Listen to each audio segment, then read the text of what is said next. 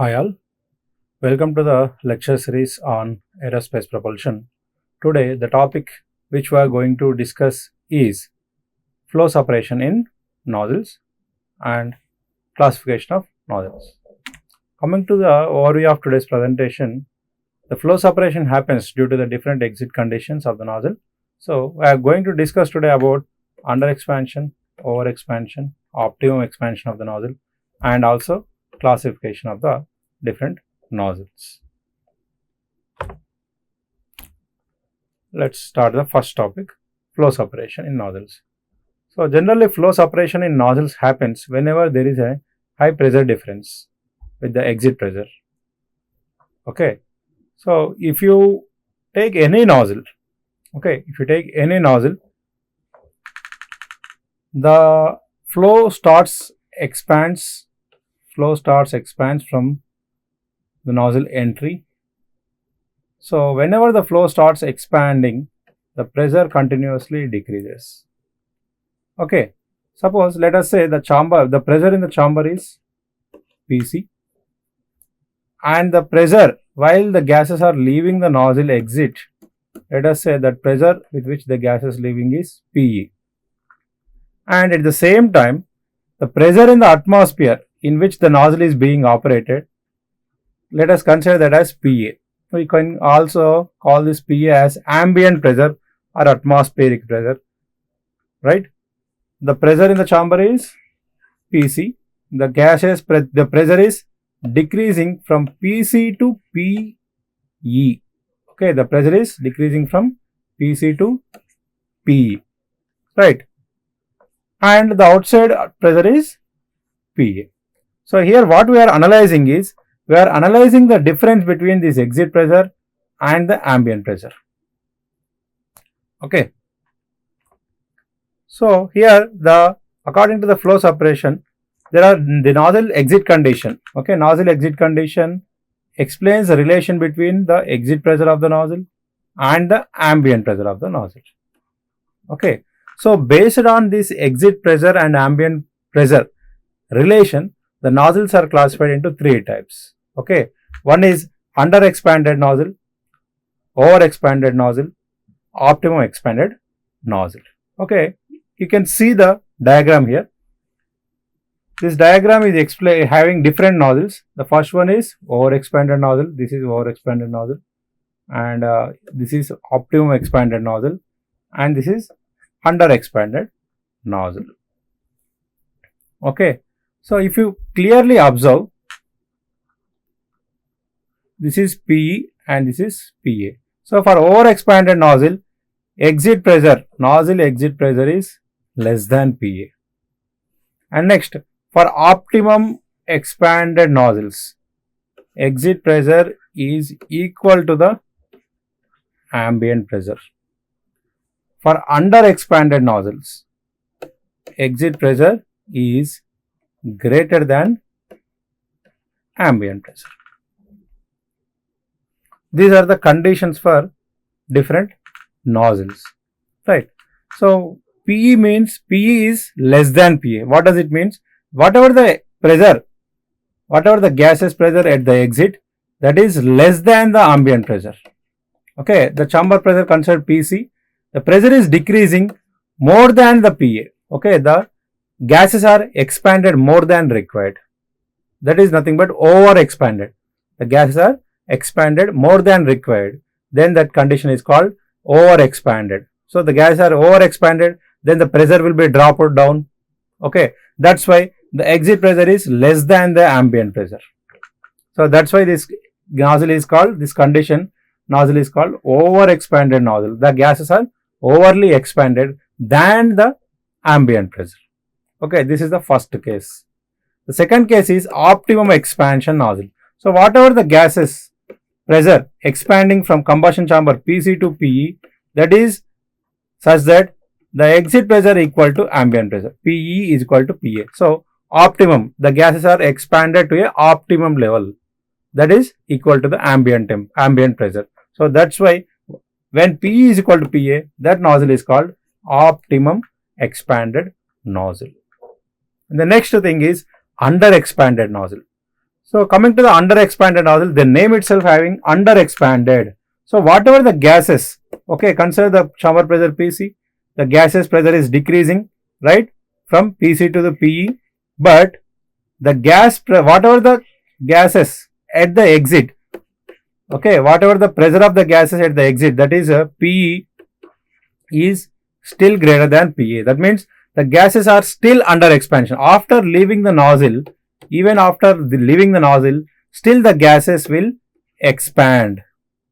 Even after leaving the nozzle, the gases still expand in the under expanded nozzle, because the exit pressure is PE, ambient pressure is PA. So wherever there is a pressure difference, so the gases will go to the neutral pressure, right? So here at the exit pressure is more, but in the atmosphere the pressure is less. The gases, whatever the gases, after leaving the nozzle, they still expand, they still under expansion. So that's why that nozzle is called under expanded nozzle. Whenever the exit pressure of the nozzle is greater than the ambient pressure, the gases will still expand even after leaving the nozzle. That's why this type of nozzle is called under expanded nozzle. Okay, here in this diagram, here it is shown with the different area ratios. Okay, here this is epsilon 1 area ratio, here epsilon 2 area ratio, and this is epsilon 3, different area ratios. Okay, and here you can see the graph. Okay, this is a graph with different area ratios. Okay, and here is explaining the pressure. Okay, the pressure in the chamber is PC here. For all the nozzles, the pressure is PC. Okay, and if you observe, the pressure is decreasing continuously. The pressure is decreasing continuously. This is the pressure at the throat. This is same for all the nozzles. Okay, for under expanded nozzle, this is the pressure. This is the exit pressure. So this is the value of pressure at the exit for under expanded nozzle. Okay, and if you see here, this is the pressure. This is the pressure at the exit for optimum expanded nozzle. Okay, for optimum expanded nozzle, where it is equal to the ambient pressure, and in over expanded nozzle, the gases expands more than the ambient pressure, so the gas pressure further decreases. And here you can see this is the pressure at the exit for the over expanded nozzles. Okay, this is optimum, like that. So if you analyze the exit pressures, for under expanded, over expanded, and optimum expanded nozzles, for over expanded nozzle, the exit pressure is less than ambient pressure, right? More expanded, optimum pressure, exit pressure is equal to the ambient pressure, and under expanded, the exit pressure is greater than ambient pressure. So this is about the different exit conditions. So when does the flow separation generally happens? Okay, generally flow separation happens whenever there is a huge area change. The area of cross section suddenly changes, then there is a chance of flow separation. And over expansion, when the pressure difference is less, the pressure is very less in the nozzle, then there is a chance of flow separation. So in the over expanded nozzle only we can go for low pressure chances. That's why flow separation generally happens in the over expanded nozzles, and even shock waves will form. Okay, here you can see the next topic is the variation of this nozzle exit condition with respect to altitude. Right, we discussed it, right? The nozzle exit pressure has to match ambient pressure, then it is called optimum expansion nozzle. There won't be any pressure difference. Whatever the force, the resultant force due to the pressure is 0, because PE minus the resultant pressure we can consider at the nozzle exit is the pressure force is PE minus PA into area of the nozzle exit. So if PE is equal to PA, then this term will become 0. So there won't be any pressure force at the nozzle exit. So this is nothing but optimum condition. But here what happens is aircraft operates at different altitudes. Okay, right. At each altitude, the ambient pressure varies. Here the exit pressure will be depends on the design of the nozzle. Once you design nozzle, okay, and you implant a nozzle for a particular engine, okay, that aircraft may travel at different altitude, okay, and the exit pressure is PE, and ambient pressure is changing with respect to altitude, but exit pressure is not changing, okay, for a constant, for a particular chamber pressure PC. For a particular chamber pressure PC, the exit pressure will be same at every altitude. Whatever the altitude of the aircraft is flying, based upon the particular PC, the exit pressure is fixed. But what happens? The ambient pressure is not constant. As the altitude increases, the ambient pressure decreases. The ambient pressure decreases here. As altitude increases, the ambient pressure decreases. So what happens? So how it affects the type of exit condition? See here, suppose we design a nozzle. Such that it is operating, okay, the exit pressure should be equal to the ambient pressure at a particular height, okay, at a particular height of 10,000 feet. For example, 10,000 feet. At 10,000 feet, the exit pressure of the nozzle equal to the ambient pressure, right? Suppose if the aircraft crosses 10,000 feet and it is going beyond 10,000 feet, suppose it goes to 20,000 feet, then what about the exit pressure? Exit pressure is same, but what about the ambient pressure? Ambient pressure is decreasing. So what happens? Then exit pressure will be more than ambient pressure. Then the type of nozzle exit, the nozzle condition, exit condition will vary. Then that is PE is equal to, PE is greater than PA. At a higher altitude, the exit pressure will be more than PA. Then this condition is called under expanded nozzle. This will become under expanded nozzle. So that is what here. So if you take a line where PE is equal to PA at a particular altitude, where PE is equal to PA, if you go beyond that altitude, if you go upper, if the altitude increases, then the nozzle will become under expanded nozzle. If you go lower than the altitude, then the nozzle become over expanded nozzle. And if you are maintaining the designed altitude, okay, then it is optimum expanded nozzle. That is what explained in this graph, okay. So this is the atmospheric pressure PA and this is the altitude. So as the altitude is increasing, you can see here the atmospheric pressure PA is decreasing. So whatever, this is a line where this PA is equal to PE. So after this line, the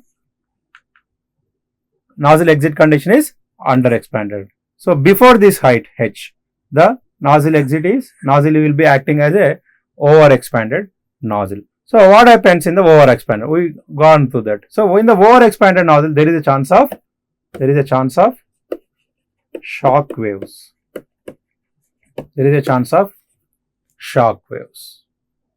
So these shock waves will reduce the performance of nozzle. Always we have to avoid the over expanded nozzle.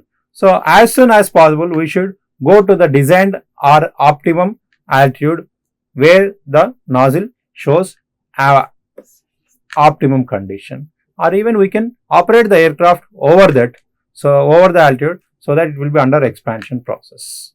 Okay, coming to the flow separation in the over expanded nozzle, right? So when does the flow separation actually starts in the flow separation in the over expanded nozzle?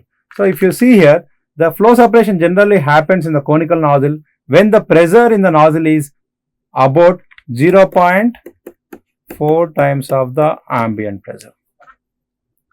That means the pressure decreases beyond the ambient pressure, but when the pressure decreases to 0.4 times of the ambient pressure, then only the flow separation starts.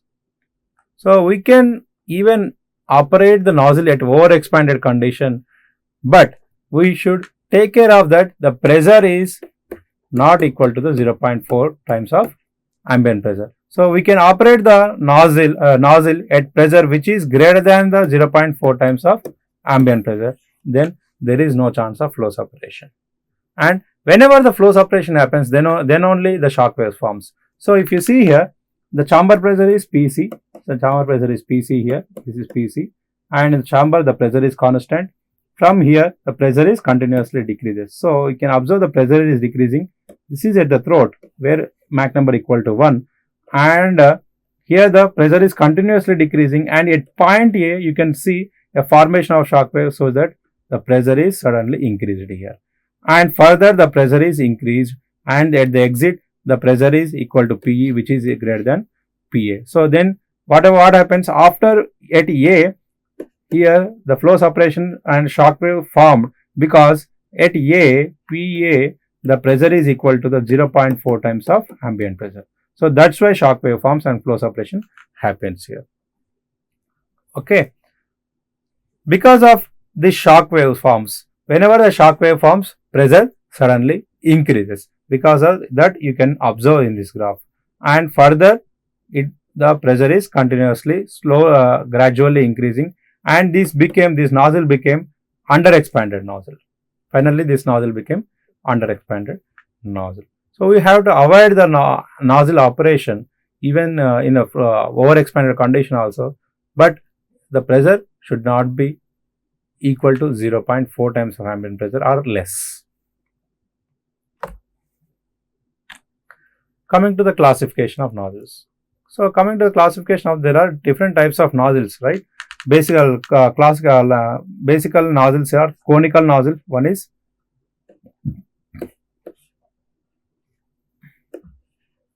conical nozzle. Another type of nozzle we have is bell nozzles. Okay, here the bell nozzle is different with conical nozzle. The conical nozzle have the slope, okay, whatever the nozzle divergence angle alpha, that is equal to constant. Alpha is constant. But coming to the bell nozzle, the divergence angle alpha is here alpha I, and this is here alpha E, and if you see alpha I is greater than alpha E.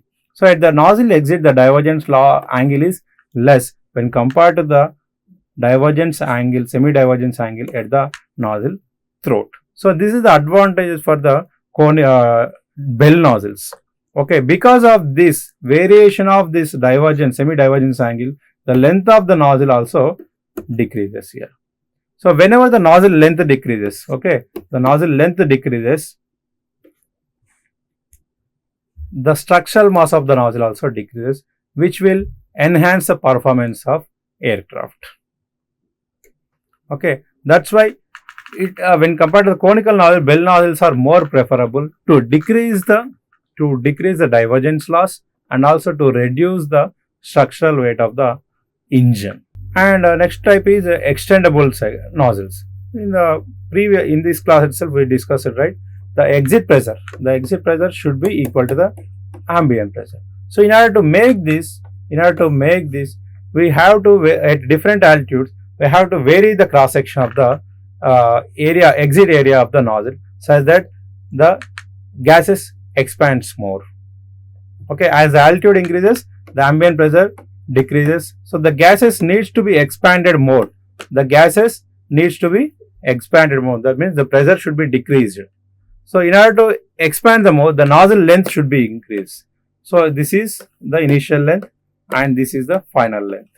So as the altitude increases, if you deploy this nozzle, if you extend this nozzle length, then the gases will have more chance to expand even in this portion, and the pressure will further decrease, and finally it will be equal to the ambient pressure. So this is one type of nozzle, extendable nozzle. Because of this, we can change the area like a nozzle throat to area ratio at higher altitudes.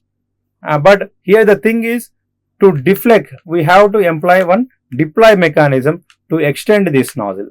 Okay, we have to provide some deploy mechanism to extend this nozzle. So whatever the weight of the deploy mechanism, that will be an extra weight for the nozzle. Next is a dual bell nozzle. Okay, the previous one is extendable nozzle.